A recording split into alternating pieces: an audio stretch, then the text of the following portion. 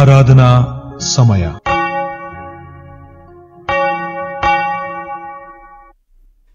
ಕರ್ತನಲ್ಲಿ ಪ್ರೀತಿಯುಳ್ಳ ದೇವಜನರೇ, ಈ ದಿನದ ಆರಾಧನಾ ಸಮಯಕ್ಕೆ ನಿಮ್ಮನ್ನು ಪ್ರೀತಿಪೂರ್ವಕವಾಗಿ ಸ್ವಾಗತಿಸುತ್ತೇನೆ. ಪ್ರಾರ್ಥನೆ ಮಾಡೋಣ. ಜೀವ ಕೊಡುವಂಥ ರೊಟ್ಟಿಯೇ, ಜೀವದ ಒಡಲಾಗಿರುವಂಥ ದೇವರೇ, ಜೀವದ ಬುಗ್ಗೆಯಾಗಿರುವ ಆತನೇ, ನಿನ್ನ ನಾಮಕ್ಕೆ ಸ್ತೋತ್ರಗಳು ಸ್ವಾಮಿ. ನಿನ್ನ ಮೂಲಕವಾಗಿ ನಿನ್ನ ಅಪ್ರಮೇಯವಾದಂಥ ಆಲೋಚನೆಗಳನ್ನು ನಿತ್ಯವೂ ನಮಗೆ ಕೊಡುತ್ತಾ ಬರುತ್ತಿರುವುದಕ್ಕಾಗಿ ನಿನಗೆ ಸ್ತೋತ್ರಗಳನ್ನು ಹೇಳುತ್ತವೆ. ಈಗಲೂ ಸ್ವಾಮಿ, ನೀನೇ ಕರ್ತನೆ ನಮಗೆ ಒಡೆಯನಾಗಿದ್ದು, ನೀನೇ ನಮಗೆ ಬಲವಾಗಿದ್ದು, ನೀನೇ ನಮಗೆ ಜೀವವಾಗಿದ್ದು, ನಮ್ಮನ್ನು ಕರುಣಿಸಿ, ನಮ್ಮನ್ನು ಕಟಾಕ್ಷಿಸಿ, ನಮ್ಮನ್ನು ಬಲಪಡಿಸು. ನೀನು ಕೊಟ್ಟಿರುವಂಥ ಆಲೋಚನೆಗಳನ್ನು ನಿತ್ಯವೂ ನಾವು ಹೊಂದಿಕೊಂಡವರಾಗಿ ನಡೆಯುವಂತೆ ನಮ್ಮನ್ನು ಸಹಾಯಿಸೆಂಬುದಾಗಿ ನಿನ್ನ ಕಡೆಗೆ ಬೇಡುವಂಥವರಾಗಿದ್ದೇವೆ. ನಿನ್ನ ವಾಕ್ಯಗಳ ಮೂಲಕವಾಗಿ, ನಿನ್ನನ್ನು ಸ್ತುತಿಸುವುದರ ಮೂಲಕವಾಗಿ ನಮ್ಮನ್ನು ಬಲಪಡಿಸು, ನಮ್ಮನ್ನು ಸಹಾಯಿಸು, ನಮ್ಮನ್ನು ನಡೆಸೆಂದು ಯೇಸು ಕ್ರಿಸ್ತನ ಮುಖಾಂತರ ಪ್ರಾರ್ಥನೆಯನ್ನು ಬೇಡುವಂಥವರಾಗಿದ್ದೇವೆ. ಆಮೆನ್. ನಮ್ಮ ಈ ಪರಿಶುದ್ಧವಾದ ಆರಾಧನೆಯನ್ನು ಆರಂಭ ಮಾಡುವ ಹಾಗೆ ಆರಂಭದ ಸಂಗೀತವನ್ನು ಹಾಡಿಕೊಳ್ಳೋಣ.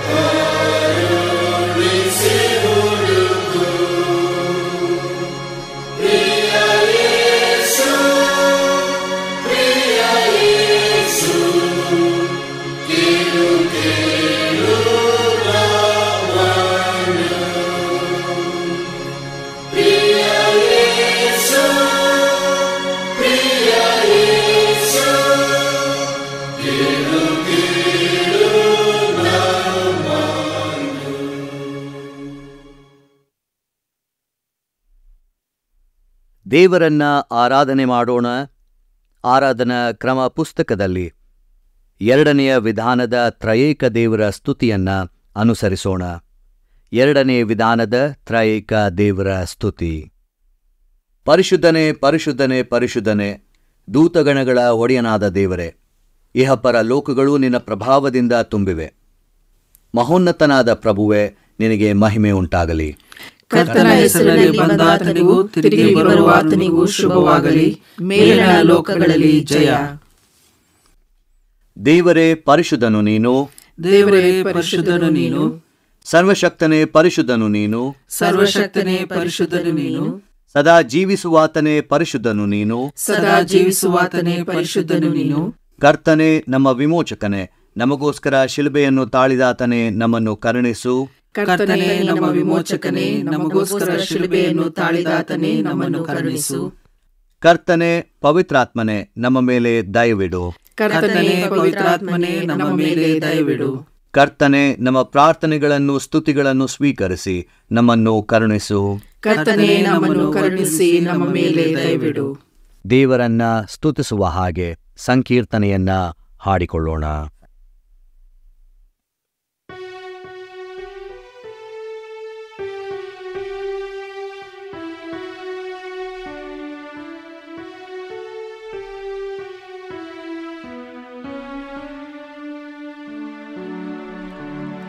ತಂದೆಯೇ ಬೇಡುವೆನು, ಭಕ್ತಿಯಿಂದ ಕೊಂಡಾಡುವೆನು.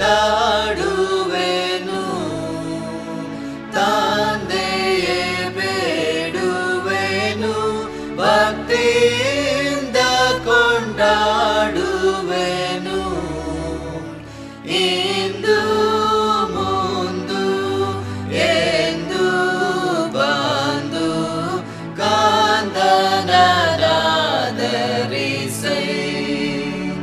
ಇಂದು ಮುಂದು ಎಂದು ಬಂದು ಕಾಂದನರಾಧರಿಸೈ.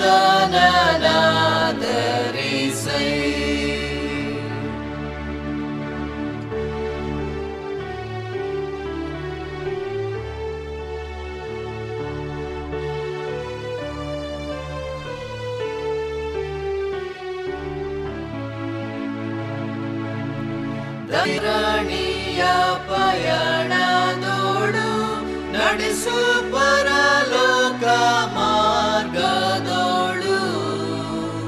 ಧರಣಿಯ ಪಯಣದೋಡು ನಡೆಸು ಪರಲೋಕ ಮಾರ್ಗದೋಳು. ಕರದೇಂ ಬರದೇಂ ವರದೇಂ ಸ್ಥಿರದೇಂ ಅರಸಯ್ಯ ದಾಸನನು. ಕರದೇಂ ಬರದೇಂ ವರದೇಂ ಸ್ಥಿರದೇಂ ಅರಸಯ್ಯ ದಾಸನನು.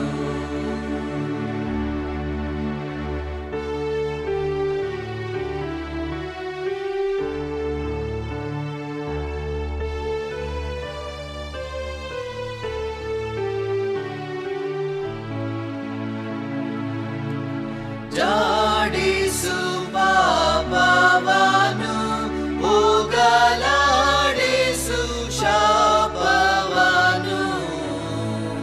ಜಾಡಿಸು ಪಾಪವನು, ಹೋಗಲಾಡಿಸು ಶಾಪವನು. ಆಡುತ್ತಾ ಪಾಡುತ್ತಾ ನೋಡುತ್ತಾ ಬೇಡುತ್ತಾ ಮಾಡುವೆ ಸ್ತೋತ್ರವನು. ಆಡುತ್ತಾ ಪಾಡುತ್ತಾ ನೋಡುತ್ತಾ ಬೇಡುತ್ತಾ ಮಾಡುವೆ ಸ್ತೋತ್ರವನು.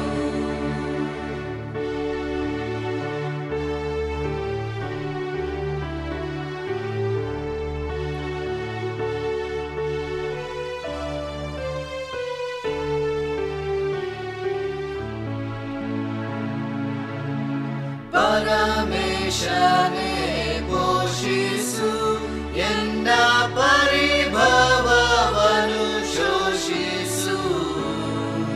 ಪರಮೇಶನೇ ಪೋಷಿಸು ಎನ್ನ ಪರಿಭವವನ್ನು ಶೋಷಿಸು.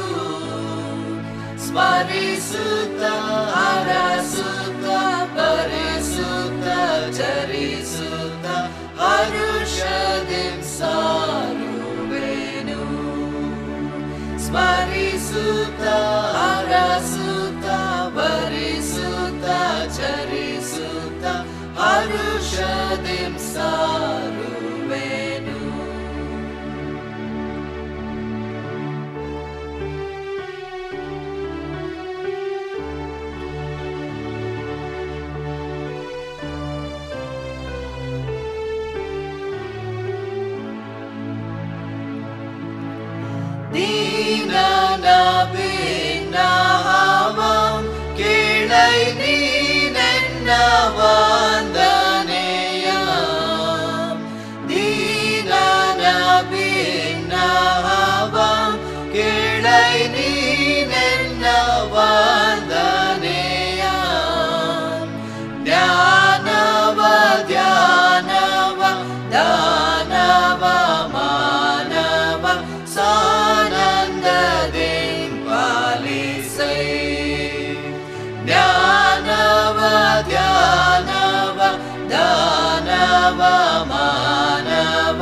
ಸಾನಂದದಿಂಪಾಲಿಸೈ. ತಂದೆಯೇ ಬೇಡುವೆನು, ಭಕ್ತಿಯಿಂದ ಕೊಂಡಾಡುವೆನು. ತಂದೆಯೇ ಬೇಡುವೆನು, ಭಕ್ತಿಯಿಂದ ಕೊಂಡಾಡುವೆನು. ಇಂದು ಮುಂದು ಎಂದು ಬಂದು ಕಾಂದನಾದರಿಸೈ. ಇಂದು ಮುಂದು ಎಂದು ಬಂದು ಕಾಂದನಾದರಿಸೈ.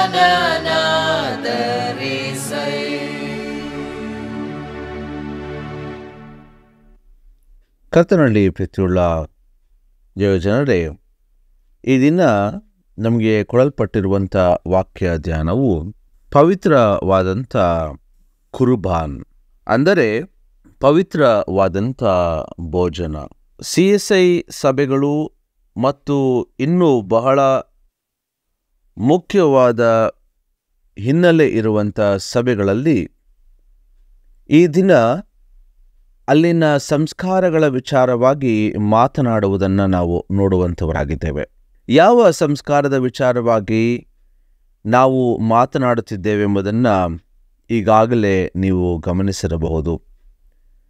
ಯೇಸು ಸ್ವಾಮಿ ತನ್ನ ಶಿಷ್ಯರೊಟ್ಟಿಗಿನ ಕಡೆಯ ರಾತ್ರಿ ಭೋಜನ, ಆ ಕಡೆಯ ರಾತ್ರಿ ಭೋಜನ ಸಂದರ್ಭದಲ್ಲಿ ತನ್ನ ಶಿಷ್ಯರು ಆತನೊಟ್ಟಿಗೆ ಮಾಡಿದಂಥ ಈ ಭೋಜನವನ್ನು ಅವರು ನಿತ್ಯವೂ ನೆನಪು ಮಾಡಿಕೊಳ್ಳಬೇಕು. ಅವರು ಬರುವಂಥ ಪ್ರತಿಯೊಂದು ಸಂದರ್ಭದಲ್ಲಿ ಅವರು ಯೇಸು ಕ್ರಿಸ್ತನ ಶ್ರಮೆ, ಮರಣ, ಪುನರುತ್ಥಾನಗಳನ್ನು ನಿತ್ಯವೂ ನೆನಪಿಟ್ಟುಕೊಂಡು ಆತನನ್ನು ಆಶ್ರಯಿಸಿಕೊಳ್ಳಬೇಕೆಂಬುದೇ ಈ ಒಂದು ಧ್ಯಾನದ ಅಂತರವಾಗಿದೆ. ಈಗಲೂ ಕೂಡ ನಾವು ಪವಿತ್ರ ಭೋಜನದ ಸಂಸ್ಕಾರವನ್ನು ಧ್ಯಾನ ಮಾಡುವಾಗ ಓದಿ ಕೇಳುವಂಥ ವಾಕ್ಯ ಭಾಗ ಯೋಹಾನನು ಬರೆಯುವಂಥ ಸುವಾರ್ತೆ 6ನೇ ಅಧ್ಯಾಯ ವಚನ 35ರಿಂದ 40ರವರೆಗೆ. ಯೋಹಾನನು ಬರೆಯುವಂಥ ಸುವಾರ್ತೆ 6ನೇ ಅಧ್ಯಾಯ ವಚನ 35ರಿಂದ 40ರವರೆಗೆ. ಇಲ್ಲಿ ಯೇಸು ಸ್ವಾಮಿ ತನ್ನ ಶಿಷ್ಯರಿಗೆ ಹೇಳುತ್ತಾ ಇರುವಂಥದ್ದು, ಜೀವ ಕೊಡುವ ರೊಟ್ಟಿ ನಾನೇ, ನನ್ನ ಬಳಿಗೆ ಬರುವವನಿಗೆ ಎಂದಿಗೂ ಹಸಿವೆಯಾಗುವುದಿಲ್ಲ. ಯೇಸು ಸ್ವಾಮಿ ಈ ಲೋಕದ ಜೀವನ ಯಾತ್ರೆಯಲ್ಲಿ ತನ್ನ ಶಿಷ್ಯರಿಗೆ ಬೇಕಾದಂಥ ಜೀವದ ಒಡಲನ್ನ ವಿಚಾರವಾಗಿ ತಾನು ಮಾತನಾಡುತ್ತಿದ್ದಾನೆ. ನಾವು ಕರ್ತನ ಭೋಜನವನ್ನು ಸ್ವೀಕಾರ ಮಾಡುವಾಗ ಕ್ರಿಸ್ತನ ದೇಹವನ್ನು, ಕ್ರಿಸ್ತನ ರಕ್ತವನ್ನು ನಾವು ಸ್ವೀಕಾರ ಮಾಡುತ್ತೇವೆ. ಕ್ರಿಸ್ತನ ದೇಹವನ್ನು ನಮ್ಮ ಜೀವನದ ಒಡಲಾಗಿ, ಕ್ರಿಸ್ತನ ರಕ್ತವನ್ನು ಪವಿತ್ರದ ಒಂದು ಒಡಲಿನ ಆಲೋಚನೆಯಲ್ಲಿ ನಾವು ಸ್ವೀಕಾರ ಮಾಡುತ್ತೇವೆ. ಆದ್ದರಿಂದ ದೇವರ ವಾಕ್ಯ ನಮಗೆ ಸ್ಪಷ್ಟವಾಗಿ ಹೇಳುವಂಥದ್ದು, ಜೀವ ಕೊಡುವ ರೊಟ್ಟಿ ನಾನೇ. ಯಾಕೆ ಜೀವ ಕೊಡುವ ರೊಟ್ಟಿಯ ವಿಚಾರದಲ್ಲಿ ನಾವು ಮಾತನಾಡುತ್ತೇವೆ ಎಂದು ಆಲೋಚಿಸುವಾಗ, ಜೀವ ಕೊಡುವಂಥ ರೊಟ್ಟಿ ನಮಗೆ ಅದು ಯಾವಾಗಲೂ ದೇವರ ಆಂತರ್ಯವನ್ನು ನಮಗೆ ಕೊಡುವಂಥದ್ದು ಆಗಿದೆ. ಯಾವ ಈ ಆಂತರ್ಯವನ್ನು ಯೇಸು ಸ್ವಾಮಿ ಮಾತನಾಡುತ್ತಿದ್ದಾನೆ? ತನ್ನನ್ನು ಹೊಂದಿಕೊಳ್ಳುವಂಥ ಪ್ರತಿಯೊಬ್ಬನಿಗೂ ಕೂಡ ಎಂದಿಗೂ ಹಸಿವೆಯಾಗುವುದಿಲ್ಲ. ಯೋಹಾನನು ಬರೆಯುವಂಥ ಸುವಾರ್ತೆ 4ನೇ ಅಧ್ಯಾಯದಲ್ಲಿ ಸಮರ್ಯ ಸ್ತ್ರೀಯೊಟ್ಟಿಗೆ ಕೂಡ ಯೇಸು ಸ್ವಾಮಿ ಮಾತನಾಡುವಾಗ ಆತನು ತನ್ನ ಆ ಒಂದು ಸಂವಾದದಲ್ಲಿ ಆ ಸ್ತ್ರೀಗೆ ಹೇಳುವಂಥದ್ದು, ನಾನು ಕೊಡುವಂಥ ನೀರನ್ನು ಕುಡಿದರೆ ನಿಮಗೆ ಎಂದಿಗೂ ಬಾಯಾರಿಕೆಯಾಗುವುದಿಲ್ಲ. ಆತನು ಕೊಡುವಂಥ ನೀರು, ಆತನು ಕೊಡುವಂಥ ರೊಟ್ಟಿ, ಇವೆರಡನ್ನೂ ಕೂಡ ಸ್ವೀಕಾರ ಮಾಡುವಾಗ ನಮಗೆ ಎಂದಿಗೂ ಕೂಡ ಹಸಿವಿನ ಆಲೋಚನೆಯೇ ಬರುವುದಿಲ್ಲ. ಅಂದರೆ ಇಹಲೋಕದ ಒಂದು ಚಿಂತನೆಯಲ್ಲಿ ನಮಗೆ ಬರಬೇಕಾದಂಥ ಒಂದು ಆಧಾರ, ಇಹಲೋಕದ ಚಿಂತನೆಯಲ್ಲಿ ನಾವು ಬದುಕುವಾಗ ಯೇಸುಸ್ವಾಮಿಯ ಮಾತುಗಳಲ್ಲಿ ನಮಗೆ ಸಿಗುವಂಥ ಆಧಾರ ಅದು ವಿಭಿನ್ನವಾದಂಥದ್ದು. ಅದಕ್ಕೆ ಯೇಸುಸ್ವಾಮಿ, ನಾನು ಕೊಡುವಂಥ ರೊಟ್ಟಿಯನ್ನು ನೀವು ತಿಂದರೆ ಎಂದಿಗೂ ನಿಮಗೆ ಹಸಿವೆಯಾಗುವುದಿಲ್ಲ. ನನ್ನನ್ನು ನಂಬುವವನಿಗೆ ಎಂದಿಗೂ ನೀರಡಿಕೆಯಾಗುವುದಿಲ್ಲ. ಯಾಕಂದರೆ ಆತನು ಕೊಡುವಂಥ ರೊಟ್ಟಿ ಅದು ಜೀವವುಳ್ಳ ರೊಟ್ಟಿಯಾಗಿದೆ. ಪ್ರಿಯರೇ, ನಾವು ಜೀವವುಳ್ಳ ರೊಟ್ಟಿಯಾಗಿರುವಂಥ ಯೇಸುವನ್ನು ಹೊಂದಿಕೊಳ್ಳುವಾಗ, ಇಹಲೋಕದ ಯಾತ್ರೆಯಲ್ಲಿ ನಾವು ಜೀವಿಸುವಾಗ ನಮ್ಮ ಜೀವನದ ಯಾವುದೇ ಶೈಲಿ ಇರಬಹುದು, ನಮ್ಮ ಜೀವನದ ಯಾವುದೇ ಸ್ಥಿತಿ ಇರಬಹುದು, ನಮ್ಮ ಜೀವನದ ಯಾವುದೇ ಪರಿಸ್ಥಿತಿಯಲ್ಲಿ ಆದರೂ ಕೂಡ ನಾವು ಆತನ ಜೀವವುಳ್ಳ ಆಧಾರದ ಮೇಲೆ ನಡೆಯುವುದಕ್ಕೆ ಪ್ರಾರಂಭ ಮಾಡುತ್ತೇವೆ. ಕರ್ತನಲ್ಲಿ ಪ್ರೀತಿಯುಳ್ಳ ದೇವಜನರೇ, ನಾವು ಪವಿತ್ರವಾದಂಥ ಸಂಸ್ಕಾರ ಎಂದು ಹೇಳುವಾಗ ಆ ಪವಿತ್ರವಾದಂಥ ಸಂಸ್ಕಾರ ನಮ್ಮನ್ನು ಕ್ರಿಸ್ತನ ಶ್ರಮೆ, ಮರಣ, ಪುನರುತ್ಥಾನಗಳ ಕಡೆಗೆ ನಮ್ಮನ್ನು ಕರೆದುಕೊಂಡು ಹೋಗ್ತದೆ. ಈ ಪವಿತ್ರವಾದಂಥ ಸಂಸ್ಕಾರ ನಮ್ಮನ್ನು ಕ್ರಿಸ್ತನ ಶ್ರಮೆ, ಮರಣ, ಪುನರುತ್ಥಾನಗಳ ಕಡೆಗೆ ಕರೆದುಕೊಂಡು ಹೋಗುವಂಥ ಉದ್ದೇಶ ಏನು ಅಂತ ಹೇಳಿದ್ರೆ, ನಾವು ಆತನಲ್ಲಿ ನಿತ್ಯವೂ ನಿಲ್ಲುವುದಕ್ಕೆ, ನಾವು ಆತನಂತೆ ಇಹಲೋಕದಲ್ಲಿ ಜೀವಿಸುವುದಕ್ಕೆ, ಆತ ಮೂಲಕವಾಗಿ ನಾವು ಜೀವಿಸುವುದಕ್ಕೆ ಕ್ರಿಸ್ತನು ನಮ್ಮನ್ನು ಕರೆಯುವ ಆತನಾಗಿದ್ದಾನೆ. ಆದ್ದರಿಂದ ನಾವು ಪ್ರತಿ ಸಲ ಆತನ ಕರ್ತನ ಭೋಜನದ ಸಂಸ್ಕಾರದಲ್ಲಿ ಭಾಗಿಯಾಗುವಾಗ ನಮಗೆ ಸಿಗುವಂಥ ಅಭಯ ಏನಂತ ಹೇಳಿದ್ರೆ, ನಾನು ಲೋಕವನ್ನು ಜಯಿಸಿದ್ದೇನೆ, ನೀವು ಕೂಡ ನನ್ನಂತೆ ನನ್ನ ಮಾರ್ಗದಲ್ಲಿ ಲೋಕವನ್ನು ಜಯಿಸುವುದಕ್ಕೆ ಸಾಧ್ಯವಿದೆ ಎಂಬುದನ್ನು ಯೇಸುಸ್ವಾಮಿ ತಿಳಿಯಪಡಿಸುವಂಥವನಾಗಿದ್ದಾನೆ. ಆದ್ದರಿಂದ ಆತನ ಚಿತ್ತಕ್ಕೆ ನಾವು ವಿಧೇಯರಾದರೆ ನಾವು ಆತನ ಚಿತ್ತದಂತೆ ಯಾವಾಗಲೂ ನಡೆಯುತ್ತೇವೆ. ಆತನ ಚಿತ್ತವನ್ನು ನಾವು ಪರಿಪಾಲಿಸಿ ನಡೆಯುವಾಗ ನಾವು ಆತನಲ್ಲಿ ಜೀವವನ್ನು ಕಂಡುಕೊಳ್ಳುವಂಥವರಾಗಿದ್ದೇವೆ. ಯಾಕಂದರೆ ಯೇಸುಸ್ವಾಮಿ ತಾನೇ ಹೇಳ್ತಾನೆ 38ನೇ ವರ್ಷದಲ್ಲಿ, ನನ್ನ ಚಿತ್ತದಂತೆ ನಡೆಯುವುದಕ್ಕಾಗಿ ನಾನು ಬಂದಿಲ್ಲ, ನನ್ನನ್ನು ಕಳುಹಿಸಿಕೊಟ್ಟ ಆತನ ಚಿತ್ತವನ್ನು ನೆರವೇರಿಸುವುದಕ್ಕೆ ಪರಲೋಕದಿಂದ ಬಂದೆನು. ನನ್ನನ್ನು ಕಳುಹಿಸಿದ ಆತನ ಚಿತ್ತವು ಏನೆಂದರೆ, ಆತನು ನನಗೆ ಕೊಟ್ಟವರಲ್ಲಿ ಒಬ್ಬನನ್ನೂ ನಾನು ಕಡೆಗೊಳಿಸದೆ ಅವನನ್ನು ಕಡೆಯ ದಿನದಲ್ಲಿ ಎಬ್ಬಿಸಬೇಕೆಂಬುದೇ. ಮಗನನ್ನು ನೋಡಿ ಆತನನ್ನು ನಂಬುವ ಪ್ರತಿಯೊಬ್ಬನಿಗೆ ನಿತ್ಯ ಜೀವವು ಸಿಗಬೇಕೆಂದು ನನ್ನ ತಂದೆ ಚಿತ್ತವಾಗಿದೆ ಎಂದು ನಾನು ಕಡೆಯ ದಿನದಲ್ಲಿ ಅವನನ್ನು ಎಬ್ಬಿಸುವೆನು ಎಂದು ಹೇಳಿದನು ಎಂಬುವಂಥದ್ದೇ. ನೋಡಿ, ಕರ್ತನ ಪವಿತ್ರ ಭೋಜನದ ಒಂದು ಮುಖ್ಯವಾದಂಥ ಆಲೋಚನೆ ಆತನನ್ನು ನೆನಪು ಮಾಡಿಕೊಳ್ಳುವಂಥದ್ದು. ಆತನ ಆ ಶ್ರಮೆಯ ಮಾರ್ಗದಲ್ಲಿ ಆತನ ಉಪಕಾರಗಳನ್ನು ಯಾವಾಗಲೂ ನಾವು ಆಲೋಚಿಸುವಂಥದ್ದು ಮತ್ತು ಆತನ ಒಂದು ಜೀವನದ ಆಂತರ್ಯವನ್ನು ನಾವು ಅರಿತುಕೊಳ್ಳುವಾಗ ನಾವು ಕಡೆಯ ದಿನದಲ್ಲಿ ಆತನೊಟ್ಟಿಗೆ ನಾವು ಎಬ್ಬಿಸಲ್ಪಡುತ್ತೇವೆ. ಯಾಕಂದರೆ ಆತನ ಮೂಲಕವಾಗಿ ನಾವು ಕೂಡ ಕರೆಯಲ್ಪಟ್ಟಿದ್ದೇವೆ. ಕರೆಯಲ್ಪಟ್ಟವ ಯಾರನ್ನೂ ಕೂಡ ಯೇಸುಸ್ವಾಮಿ ತಿರಸ್ಕಾರ ಮಾಡುವ ಹಾಗೆಯೇ ಇಲ್ಲ.